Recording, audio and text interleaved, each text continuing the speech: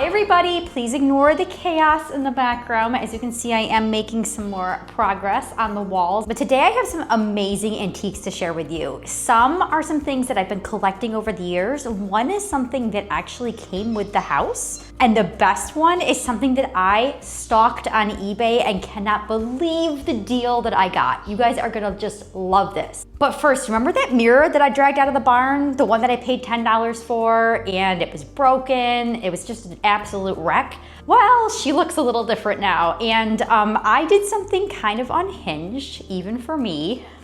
Let me just show you instead of explaining it to you, okay? All right. I'm the worst at introducing myself. My name is Jenna, this is Runhaven Home, and I'm delighted that you're here with me today. Okay, here she is, you guys. I can't believe how this mirror looks. Okay, what I was going for was that effect that I've seen in these historic French rooms where the mirror just disappears into the wall. And in order to achieve that, what I did was hang it as flush to the wall as I could. And then I also, this is what I mean by being unhinged. I also screwed this right to the wall. Now you can't see it because after I did so, I filled the holes and painted over it. So good thing I like it because it's not going anywhere. It'll probably be here when we leave. I've never done this technique before and I'm absolutely delighted with how it turned out. First, I needed to re-glue this piece that had clearly been busted right off, probably when this mirror fell. After generously gluing it and letting it dry, I filled the big crack on the front with a product called Alex Flex, which is sandable and paintable, and I was able to shape and I was able to resculpt it. I then protected the glass with some paper so that I could use my favorite gilding agent, which is called Liquid Leaf, to add a little bit of gilding to the high points that seemed like places where gold should peek out. By the way, I have a very detailed video on how to repair mirrors like this on the channel, and I will link it for you below. I then took the same paint I'm using on the walls, which is Sherwin-Williams Clary Sage, painted a thin layer over top, and then used a damp rag to wipe off the spots where I knew there was some gilding that I wanted to peek through. This was my first time doing this, and I learned a lot as I went along, so if you'd like a tutorial on this, let me know and I can do a really detailed explanation of how to get this effect. Would you ever know that this poor thing was so busted and covered in dust and just languishing in my carriage barn loft? Again, I have to apologize for the lighting because it's just awful in here without the chandelier up or any actual table lamps. Literally, watch your eyeballs. That's our light source right there. Okay, I'm gonna back up so you can see it a little bit better. Okay, so here we are across from it, and I think that you can see that the visual weight of this mirror and the dimension is absolutely perfect for this wall. So remember how I had the cardboard cutout on it? Well, that was so that when I built the paneling, I built it to a scale that would work specifically with this mirror.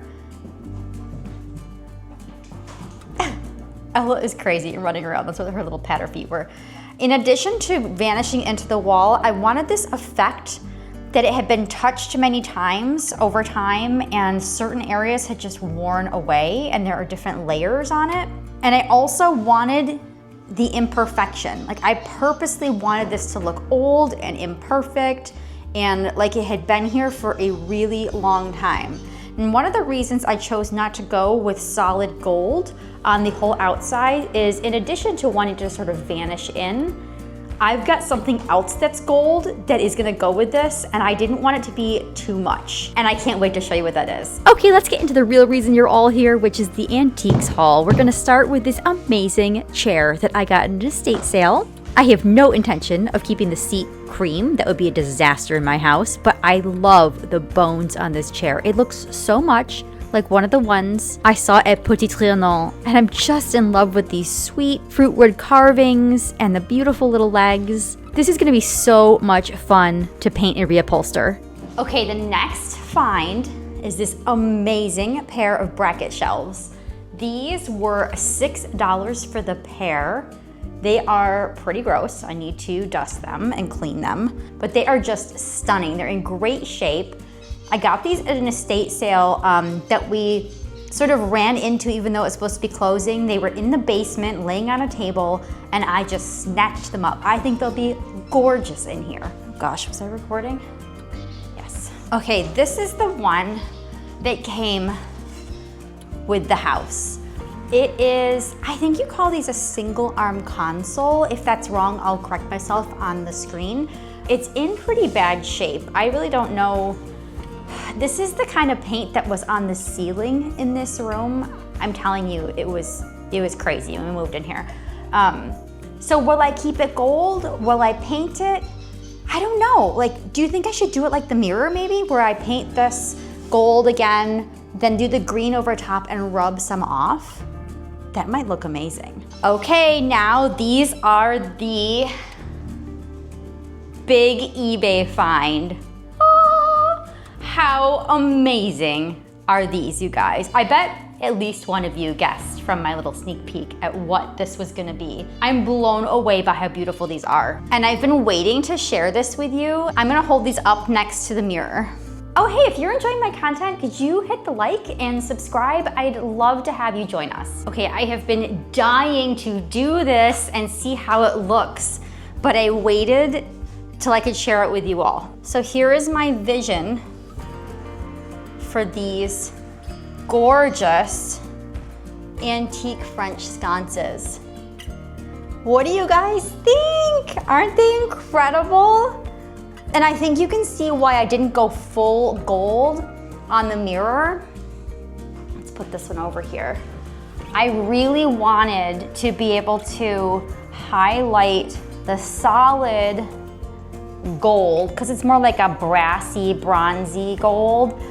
Very patinaed, absolutely gorgeous. But I wanted it to be complementary and not competing. And there's only so much gold that like I can handle, you know? So let me get my pose for the thumbnail. Ready? I gotta be real careful how I hold these because you can actually break the arms off of these if you're not careful. I'm sure that looks absolutely ridiculous. Okay, you guys, those are the very exciting antiques I have for this room, or at least for these rooms, because as you know, I will be doing the living room after I do the dining room. Maybe not right away. It depends on how close we get to the holidays by the time I'm done with the dining room. But I have big plans for that room too, including a huge new furniture purchase. Whew. But I'm having so much fun with this project, and I'm super grateful to all of you who've decided to follow along. And all my new subscribers, welcome. I'm so happy to have you, and I will see you in the next video.